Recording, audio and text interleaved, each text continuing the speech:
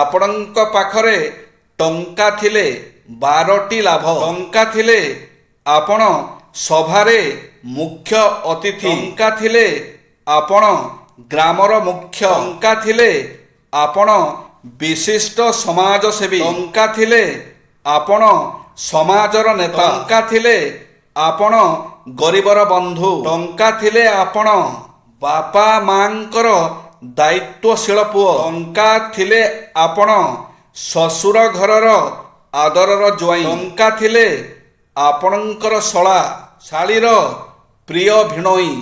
ଟଙ୍କା ଥିଲେ ଆପଣ ଆତ୍ମୀୟ ଗୁରୁଜନଙ୍କର ଦାମୀ ମଣିଷ। ଟଙ୍କା ଥିଲେ ଆପଣ ବନ୍ଧୁର ଘନିଷ୍ଠ ବନ୍ଧୁ। ଟଙ୍କା ଥିଲେ ଆପଣ ସ୍ତ୍ରୀ ପାଖରେ ଭଲ ସ୍ୱାମୀ। ଟଙ୍କା ଥିଲେ ଆପଣ ସନ୍ତାନର ଭଲ ବାପା।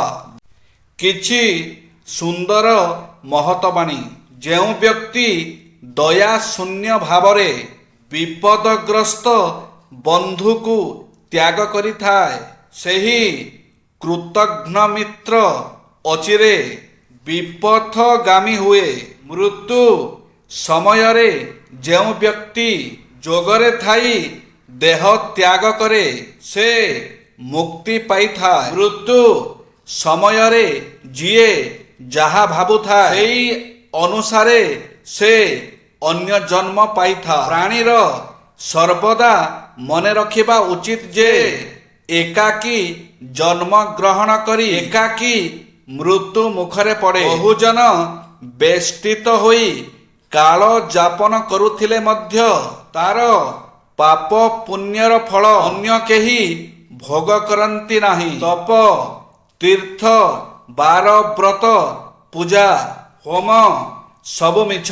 ଭକ୍ତି ଭାବ ଥିଲେ ସବୁ କିଛି ପ୍ରାପ୍ତ ହୋଇଥାଏ। ନିୟମିତ ହରି ନାମ ଜପ କଲେ ଯମ ବି ଡରିବ। ହିଂସା, ରାଗ, ମୋହ ଦୂର ହେବ।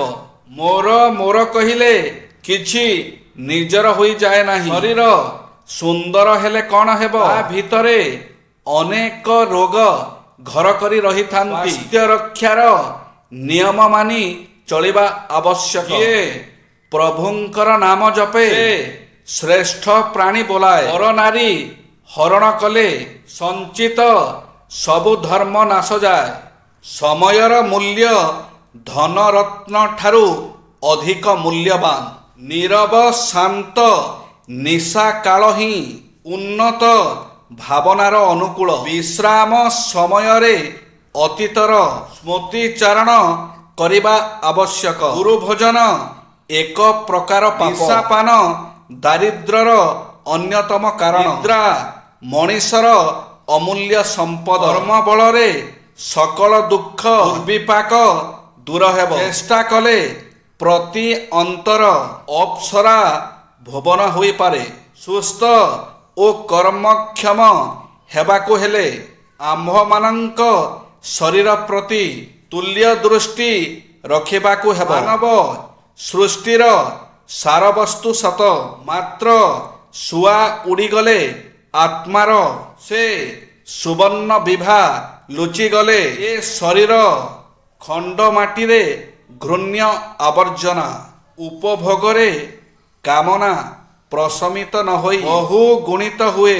ସନ୍ତୋଷ ସ୍ୱର୍ଗର ସମ୍ପଦ। ଅଶାନ୍ତି ପ୍ରାଣୀ ପ୍ରତି ଅଭିଶାପ। ଅନ୍ୟ ପ୍ରତି କ୍ରୋଧାନ୍ୱିତ ବା ବିରକ୍ତ ହୋଇ ନିଜ ଅନ୍ତରକୁ ଦଗ୍ଧ କରିବାରେ କି ଲାଭ? ବରଂ ନିଜର ଶାନ୍ତ ପ୍ରକୃତିରେ କରି ଶିଖ।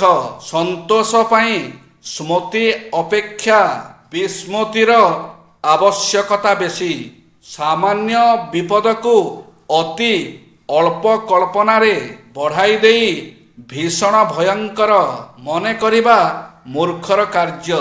ଜୟ ଶ୍ରୀ ଜଗନ୍ନାଥ।